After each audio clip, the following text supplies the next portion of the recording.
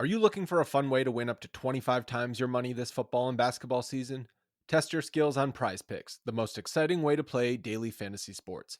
Just select two or more players, pick more or less on their projections for a wide variety of stats, and place your entry. It's as easy as that.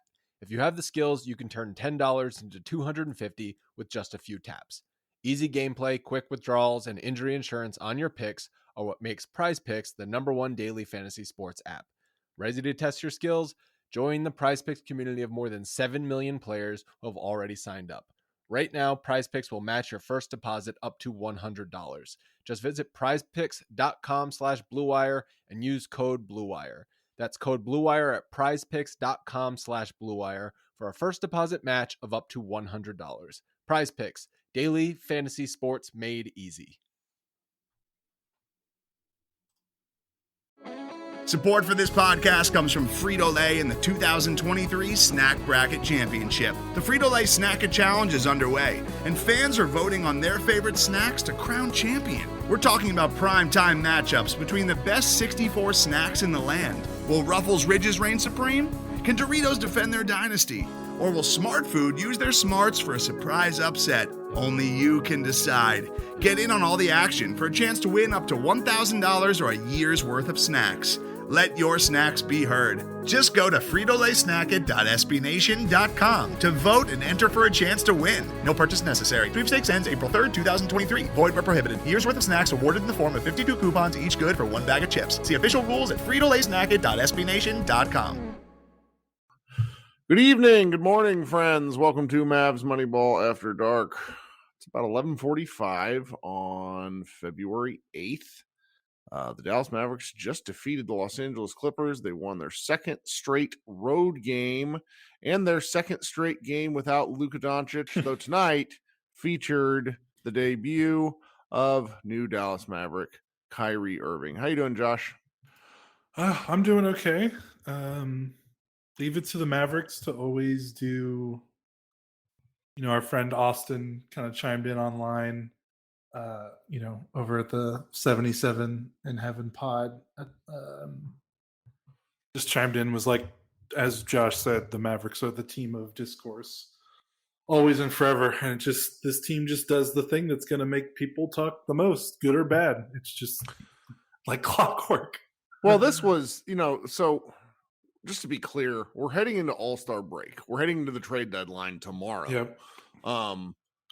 This is just the time of the year where everybody is dragging ass. So for the Mavericks to have a fucking 5-game West Coast road trip feels extra mean, just on paper. But then you have the trade like this, which proceeds to basically scramble the roster up in a really interesting way. And I think this was the most interesting game we've had to watch in weeks. Yeah, I'll go with that. When you consider, the magnitude of like Kyrie's first game after a big trade where they traded 2 starters. Obviously, no Lucas, so there's still some more to be learned. But it was a fun game in the sense that like it was also. I'm sorry, I'm trying to like it. It was kind of like it was kind of like a where the hell has this team been? All season. Yes. Because let's be clear. So in the first quarter, the Mavericks scored 41 points. Yeah. How did they score 41 points? Blistering shooting was part of it, but and I'm looking forward. Maybe Iztok will prove me wrong in the morning. They ran plays, and we're not talking like some actions that occur within.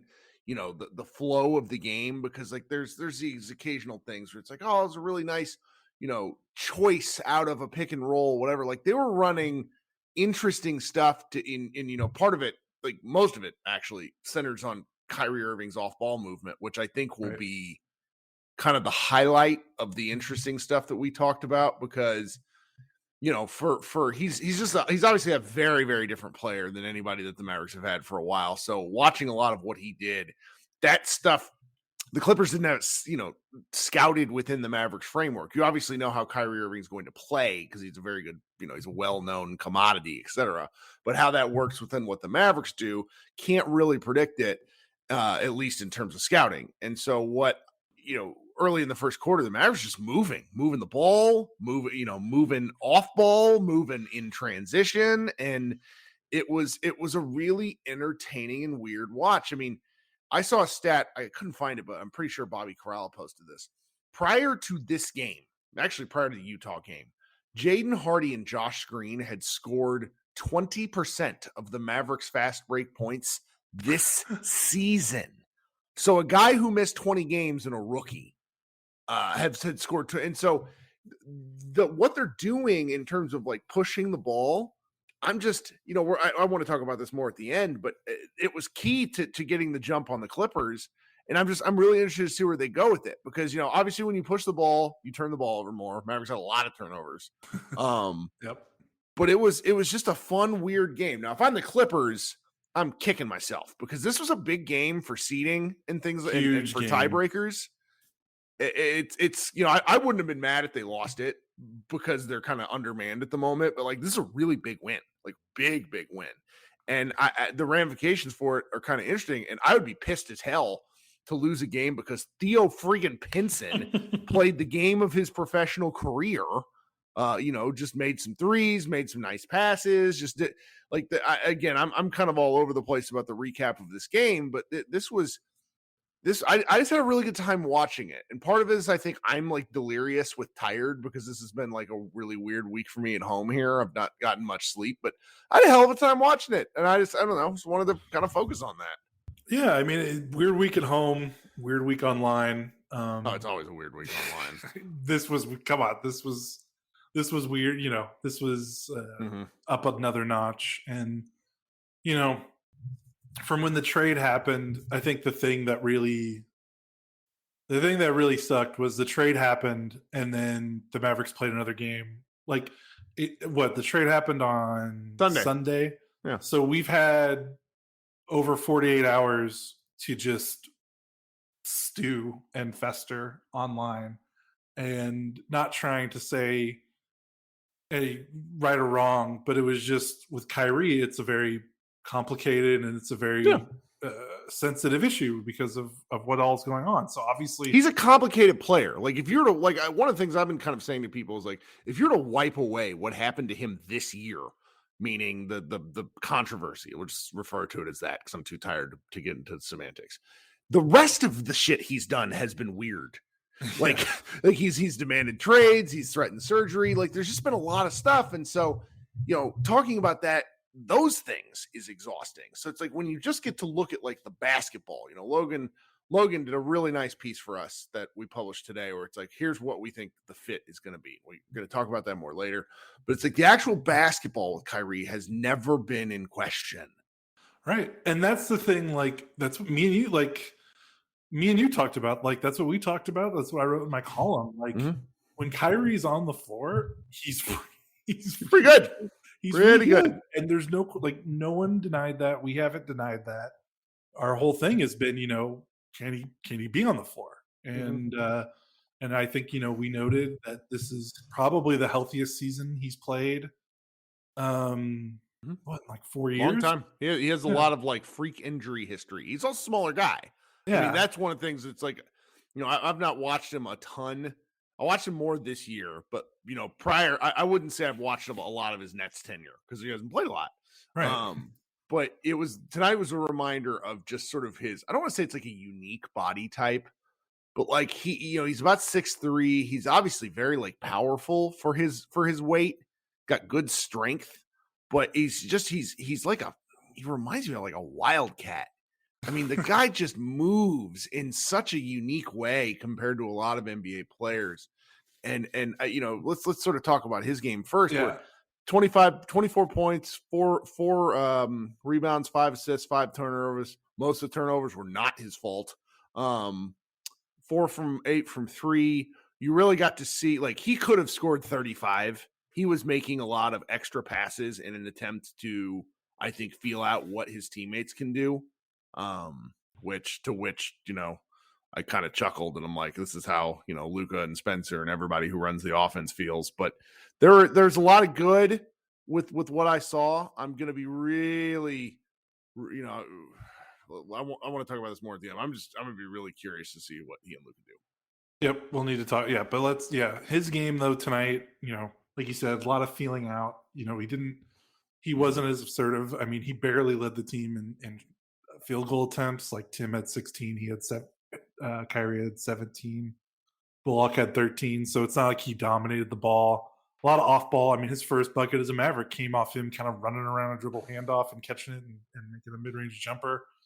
That's the thing. The off-ball movement was really impressive, and it led into some really interesting things in the first quarter where the Mavericks were just spamming these, Kyrie and Tim and other guards like Green coming off these pin down screens right into dribble handoffs, both sides of the floor, both elbows. Like they just haven't done that. They have not done that. Right. I'm happy that they're doing it because now it gives you one thing you haven't done this year. This is not a criticism because there's been nothing, but you've not gotten to do some of the like really fun deeper dives that you were doing last year because there's been nothing to fucking deep dive. Yeah, that's been really tough. So it was really refreshing to see that. I think, this isn't a unique basketball thought. Everyone on Twitter was saying it. Kyrie's ability to push the tempo is something this team hasn't had in a very, very long time, basically pre-Luka. And his ability to just go, and it's not just like hit-ahead passes, like he just got this team moving in a way that they don't. And you talked about like his unique ability to kind of move, like he creates separation so easily. And it's really impressive how he'll have the ball and a defender will be on his hip at the 3-point line, and then all of a sudden that defender is like 2 feet behind him and he's like driving, at the free throw line, or he's pulling up for an uncontested jumper. Like that's just something, again, that's like superstar stuff. We see Luka can do that too. And it's like, wow. Luka often gets separation by moving backwards. What I saw Kyrie do 3 to 4 times tonight was getting separation by moving backwards and then having the defender so off guard that he would just blow past them. Yeah. And that is hard to replicate. I thought he had, and I think it's sort of a nice transition right into how Josh Green played. Josh Green played 40 minutes, probably got to be one of his biggest minute games of his career. Had 14 points, looks like 5 rebounds here. Really did a nice job pushing. I think he and Kyrie had a lot of interesting chemistry, which was fun. Green got worked by Kawhi Leonard on defense, but I thought he battled really hard. But Kawhi still only scored 18, so it wasn't the detonation that he's done. No. So at least there's that. This was just a neat Josh Green game. Like obviously nothing, you're not looking at like a 30-point explosion, but just like a real solid, like connective tissue game. That like, this is the sort of stuff that I expect or hope to see from him. Like my level of expectation tops off at like, can you average double digits now and again? 9-ish points, and can you do what Dorian was doing, which was 8 to 9 points, 4 to 5 rebounds, a lot. Like only he moves the ball more. I was about to say he's doing a lot more than Dorian in the month of February. No, I mean like stat stuffing. He didn't really have a lot of stats. You're looking at here two steals, 2 turnovers, 1 block. He didn't really have a lot, and that's okay because it's like this is the non-box stuff. The non-box score stuff is where my head is. Okay, yeah, that makes sense. But I mean, month of February, his point totals are 15, 12, 29, and 14. Pretty good. I don't know. No offense to Dorian, I don't know how many 4-game stretches Dorian had where he scored. That the only way it would is if he was connecting on threes, because Josh Green scores a lot more from 2-point range. Right. I mean, that's 70 points over 4 games. Pretty good. 17.5 points per game. That's a really nice stretch. And kind of Green kind of signifies this feeling I had watching the game, and I said it in Slack. And this is something that I know you share the same feeling because we've been screaming about this since 2019. And it's just, how refreshing is it to see guys that weren't on this roster in like 2016, 2017, 2018, 2019, like just do stuff. It's like, wow, drafting players and playing them is fun. Like, wow, trading for new guys is cool. Wow, signing free agents is cool. And it's like, we've been talking about how this roster has been stuck in the mud and how they just couldn't seem to let go of this core of Dorian, Tim, Dwight, Maxey. And those are like four guys that are like four of the top 6 minutes getters for the last 4 to 5 years. And, I shared that screenshot. Remember, I always think about it.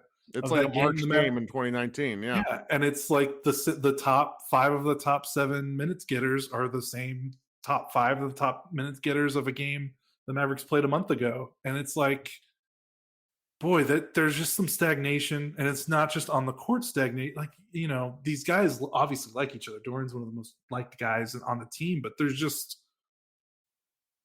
teams that are trying to win don't operate like this. Like, unless you have all-stars, like teams don't stick to, like, because the goal is always, okay, are these guys good enough? Let's get on, unless you're tanking and you're rebuilding, if your goal is to win a championship and you have a championship level player on your roster, everyone who's not an all-star is expendable. And that's how every other team in the NBA operates. And that's why it's been so frustrating to see the Mavericks just kind of being like, well, we've got these undrafted guys and second-round picks, and, Tim is kind of like our island misfit. Like, Today's episode is brought to you by Cars.com. With over 2 million vehicles and 50,000 more added every day, Cars.com will match you with the perfect car for you, your budget, your life, your style. And if you're ready to say goodbye to your current car, Cars.com will get you an instant offer to cash it in. Just start by entering your license plate, then get matched with a local dealer who will write you the check. So whether you're looking to buy or sell, just go to Cars.com. It's magical. It's fun when the Island of Misfit Toys can do things, but what's also fun is like talent. Yep. And seeing Josh Green, what he's done the last couple of games, seeing Jaden Hardy, what he's done the last couple of games, because even though he had 5 turnovers tonight, I enjoyed his minutes in this game as well. Reggie Bullock hasn't been on this team very long. He's might as well be, this is only his second season. It's just nice, Kyrie Irving, say what all the stuff off the court, I understand, but like on the court, there's no denying it. And just seeing that was really cool. And it's like, we were just tired of this roster. And I think the play kind of reflected it too. Like, I don't think it was just like an us complaining about an aesthetic thing. Like, I think it was hampering the on-court product. And yes, I'm sorry that Spencer didn't when he left. I'm sorry that, Dorian Finney-Smith left. I'm sorry that they were fan favorites, but like, it's time. Like, it is time to change this roster. Luka is in his 5th year. He, I know he's still young, but like, you got to move. You got to go forward. And that's the thing. I think, this game particularly, like just seeing Kyrie, seeing Josh Green, seeing Jaden Hardy, seeing those 3 guys do stuff was just a really refreshing feeling. And I'm sure that's shared by a lot of Mavs fans that watched this game tonight. Like, it just felt different, and sometimes different can be really good. Yeah, and to sort of round out the guys that I enjoyed watching, you briefly touched on it. Reggie Bullock hitting his threes is just a riot. Like the volume that he got, like he's inching back up into the volume we've been talking about for a while. He says, "Do it." Now you go through this box score, and it looks like a communist collective of what happens with all the other stats, like the gang rebounding. They out rebounded the Clippers, which is impressive. A lot of assists to go around. 26 assists on 41 makes. That's kind of an element of the fast break points that happened here. Like Tim Hardaway had 6 assists. I have no idea what Tim Hardaway's like assist high is, but he doesn't get 6 assists. A lot of him he got in fast break today. I'm pretty positive of that, because if I'm going to make a couple of complaints about this game, Tim is, he hit a clutch 3 tonight. Okay. To seal the game. 4 of 9, 19 points, 19, 5, and 6. You're going to look at this and probably say, Kirk, you're being too critical. Tim was bad, I think. He started 3 of 11. So he finished the game strong, but there was a stretch from like basically the second back to him, and I don't understand. I don't understand. I mean, it has to be because of bodies. But... Right. That's what it is. It's like, who's going to play? Are you going to play McKinley Wright? More minutes? Or are you going to play? He just does. Like when the ball goes to him, he shoots it. I don't get it. I don't get it. And then it is what it is. Like then two other guys like we got the full rookie Jaden Hardy experience, 8 points in 12 minutes. He also had 5 turnovers in 12 minutes, a couple of which were hysterically funny. Yeah, just trying to do way too much. But it was like, I'm playing with Kyrie Irving. Here's my Kyrie Irving impression. Here's the ball while we're at it. Like really, and that's fine. He had an awesome dunk in transition. Oh, yeah, that was so cool. That was pretty cool. So, and then last but not least, the guy who I'm wondering if he's going to be on the team by the time people listen to this tomorrow. My goodness. Christian Wood, second game back from injury, 6 points, 6 rebounds in 17 minutes, including 3 turnovers, some awful defense, some awful decision-making. I don't really have much more to add. Do you? I mean, you noted this in the Slack. He was not the first, he didn't start, and he wasn't the first big to come off the bench. That was JaVale McGee. So, he did end up playing more minutes than McGee because I think we were wondering, like, is he going to play at all? Like, but then he snuck in right at the end of the first quarter with like 40 seconds left. So, and he just really wasn't very good. No, he's been invisible these last 2 games. Logan, one of our guys, Logan Thompson, had I can't find it because everybody's timeline is a mess, but he had a tweet around halftime, which was talking about like just ball stoppers where you don't. I'm trying to think out of how he phrased this, but he basically said like Wood and Spencer and Tim Hardaway essentially hold like they stop the ball and you know where it's going, which allows the defense to like basically overplay you. Whereas with Luka and Kyrie, they press the ball towards the basket, but because they're like they do multiple things, and you just don't. You can't guard them a particular way every time because they're going to take advantage of the right situation. Whereas the other 3 guys I mentioned kind of predetermine what they're doing. They might score anyways, but when Wood's going to shoot, like it's obvious. And that's something I was thinking about for the rest of the game. And, maybe Wood will be with the team for the rest of the season. Maybe he gets traded tomorrow, but I don't really think he's going to have a very big role on this team if he stays. Yeah, I mean, if you listen to you're reading the tea leaves, I think ESPN's Tim McMahon, who's as plugged in as anyone with the Mavs. Yep. I mean, basically, didn't really hide the fact that basically the Mavs are trying to do whatever they can to trade Wood and to trade Hardaway at this deadline, just to try to get something. With Wood, it's probably just a matter of can they get anything for him because it isn't expiring. So I can't imagine. It's probably just a level of like, what can we tolerate giving up for him? Because it's not too hard to move. And, teams aren't going to be too scared of it expiring as long as they're not giving up much. Tim will be much harder because his contract stinks, and I don't think anyone wants his contract. Like the internet was a flutter today because there were like seeming discussions between Wood and Reggie Jackson, who's on the Clippers, which would have been a weird trade the day the teams play, and also trading a small for a big when this Mavericks team doesn't have a lot of size is kind of up in the air. But I don't know. I'm very curious to see what happens because he's visibly not with it. And like body language, I think matters with this team because even like McGee, who has been very not good, seems to be like doing his best to be a good teammate at all times, and I think that matters. Yeah, and this was probably McGee's best game of the season. Yeah, he played hard. He looked good. Simple decisions. He didn't chase blocks. That's the thing that really he roasts, and things like that. Well, I think that's pretty good, summary of the game because this game may not matter relative to what's going to happen the rest of the season. Why? Because Luka Doncic is on the team. And the thing I can't wait to see, and a lot of people mentioned this on social media tonight, and I think it's worth repeating. This team has the horses to push. So therefore, it is up to Luka to push more. If you have Kyrie Irving, I think you just have to say that. And for all the Luka LeBron comps that exist, and I think a lot of them are very valid, LeBron is one of the best, if not the best basketball player in transition in history. And Luka doesn't do that.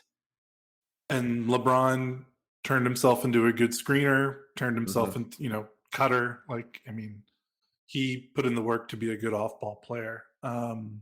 So yeah, like Luka just doesn't do that. And the whole thing has been, well, he doesn't do that because he has to do everything. Well, sure. he doesn't have to do everything anymore. And we just saw a game. Come on, man. We just saw what Kyrie did, leading this team to a win, leading this team in scoring and all the off-ball movement and everything. And you're like, man, it's all right there. So if Luka comes back and we see the same, the only play they run is a staggered Spain pick and roll and Kyrie sitting in the corner and they're walking the ball up and they're not getting out in transition, that's not good. And this is going to be a big moment for Luka for the rest of the season. And the thing is it's we know he can do it. That's kind of the weird thing. It's just because we've seen him do it on the Slovenian national team. And he's obviously he's such a gifted passer and he's so he's such a good, he's so big. He's when if he wants to set screens, he could be a great screen setter. It's all there. He's such a smart player. He knows this, it's not this is breaking news to him. It's just, is he going to do it? He has a preferred style in the NBA. Up until now, the reasoning has been, because he has to. And for the first time in his NBA career, the answer to that question is you don't have to anymore. No. So what's it going to look like? That's right. And so we'll see. We got about, I don't know how many games left in the season, plus hopefully some playoff games for these guys to see if it works. And we don't know, I think, there's no point in speculating anything about what Kyrie is going to do or wants to do, but it is in Luka's best interest to try to maximize a relationship if this is what he wants. Yeah, exactly. And I mean, from what we've heard from reporters, he was very much do this trade. So this is the first time. It's very weird because how much grief have we given this front office with the mistakes they've made over the last, since they drafted Luka. This is the first time where it's okay, they did the thing. They got the second superstar, they got the second all-star, they got the complementary piece. It's not a weird, Kristaps Porzingis fit. It's a really smooth fit. Kyrie basically advertised how well he could fit with Luka in this game with the way that he was moving off the ball and coming off screens and curling and doing all that kind of stuff. And it's all right, so, now we just have to see it.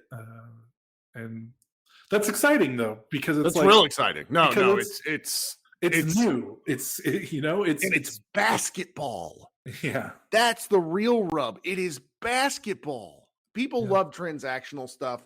People also love drama. We see that in our numbers, but being able to talk about the basketball is why you and I do this.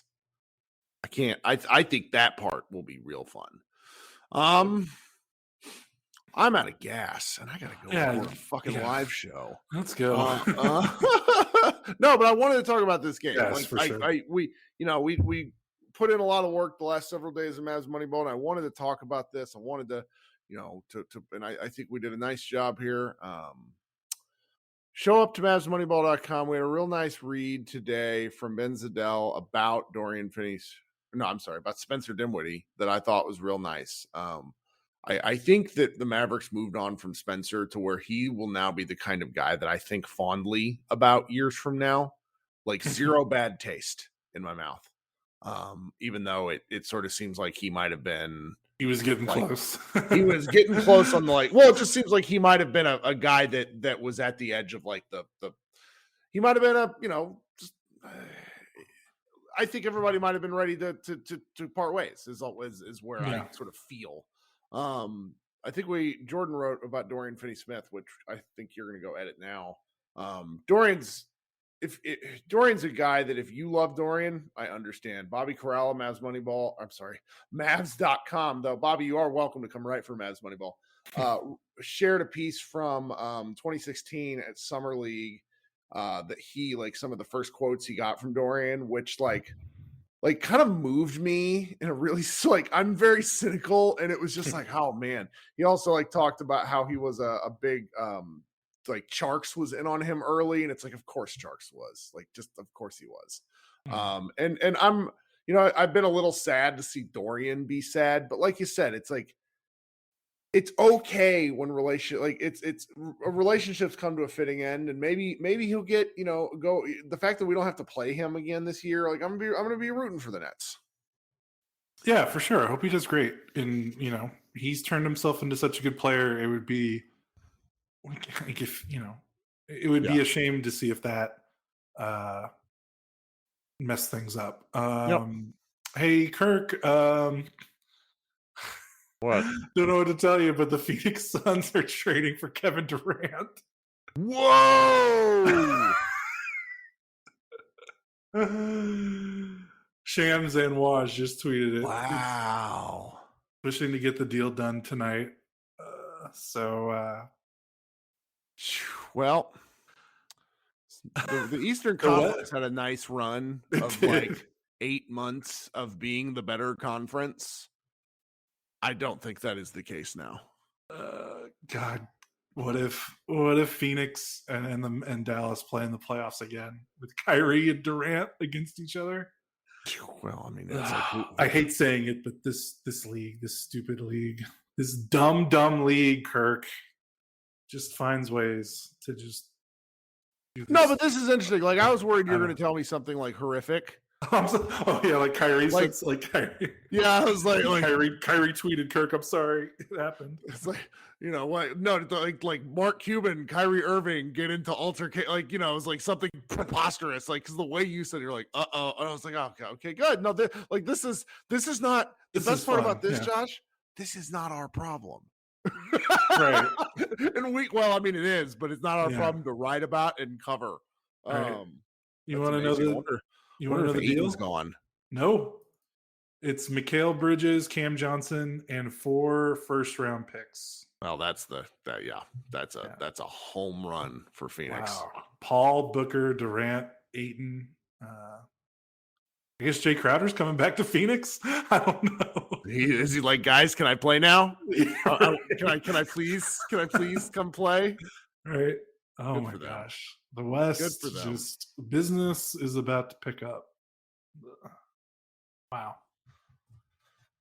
All right. Well, Kirk Anderson and Josh Bowe come to MavsMoneyball.com to read about our, Kyrie's news is yesterday. Now we're on to Kevin Durant, but of course we're in the West, and of course it's the Phoenix Suns. Everybody be good. We'll talk to you guys. Play the Kings too, after the trade deadline. Maybe if something weird happens tomorrow, we'll record. Mm-hmm. Or I'll record. We'll be ready for if there's a deadline move. I was gonna go to bed. I was gonna record like a 20-minute live show. Now this is gonna be like an hour and a half of people like joining and going, woo! Oh yeah, for sure.